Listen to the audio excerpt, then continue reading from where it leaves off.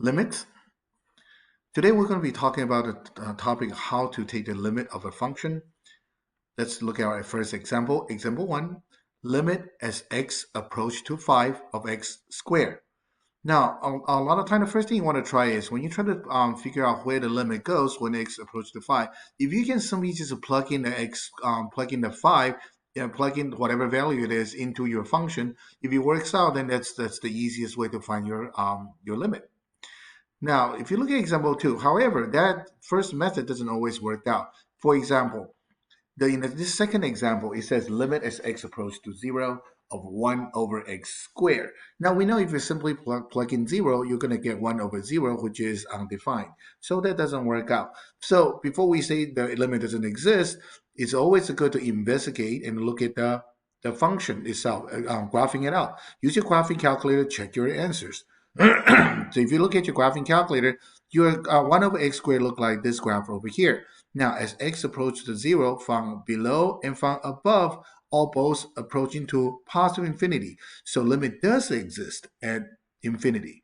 Versus the one on the bottom here, 1 over x, again, you can simply plug in 0, you get do not exist, but always double check with the graph itself. In this case, it is true that the limit doesn't exist because as the limit approach from 0 from the bottom and from above, they're not heading to the same direction. From 0 from below, going heads towards the negative infinity, while from above, go to the positive infinity. So therefore, the two is not matching up to the same direction. So limit as x approach to 0 of 1 of x do not exist. Now let's look at these three together. Now limit as x approach to infinity of 1 of x. Now this is the same graph over here. Now what happens when x go towards infinity? If you look as x go towards infinity, your graph actually go towards what? Go towards 0. Okay. And if you look at the other these three here, what if you take a limit of a rational expression here? If a rational expression, there are generally three rules. If you let limit as x approach to infinity of some kind of rational expression. Now, if this is a rational function, then what you want to see if the power is the same with the numerator and denominator, then the answers are just simply the leading coefficient. So in this case, 3/7.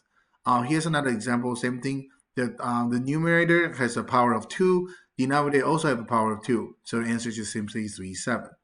Now, if your numerator has a higher power than the denominator, in this case, the number on top is going to get essentially a lot bigger than the bottom as x approaches infinity, so the answer is infinity. And vice versa, if your denominator is bigger than the numerator as x approaches infinity, then you end up with a 0. Now, moving on to trigonometry, okay, so these are the two limit that you want to remember. It will come in handy because a lot of time you can manipulate your equation into one of these two and then get your answer. So the first one is limit as x approaches to 0 of sine of x over x equal to 1, and limit as x approaches to 0 of cosine x minus 1 over x equal to 0. Now, for example, right here, here's an example. We can, if you have a question like this, limit as x approach to 0 of sine 3x over x. Now, notice you behind sine here, you have a 3x, and on the bottom you have x. It doesn't match. What it says in the previously is sine x over x. Now, remember, x means what? X could be anything. So as long as these two things matching, then equal to 1. So what you want to do in this case, you multiply 3 on top and bottom. If you multiply 3 top and bottom, you're not changing the value of the function. But now you have this 3x matching with this 3x. So not including this 3 in the front, so sine 3x over 3x will equal to 1. Then you take this 3 times the 1, so answer is 3. Another thing that you might want to remember, okay, this will come in handy as well. So in general, right, okay, limit as x approaches to 0 if it's sine of ax over x. If you have this extra coefficient here, then you have answers a. Now, if you take the limit as x approaches to 0 of sine of ax over sine of bx, then answer is just simply the coefficient in front of these variables. Okay, so like this example right here, sine 5x, sine over 4x. So the answer is just 5 over 4. We can prove it, but I mean, by using this kind of proof that is simply just equal to a over b. All right, so last but not least, we have this limit right here. So we're trying to take the limit at x approach to 0 of x squared over 1 minus cosine square x. Now, a lot of times the trig identity really helps.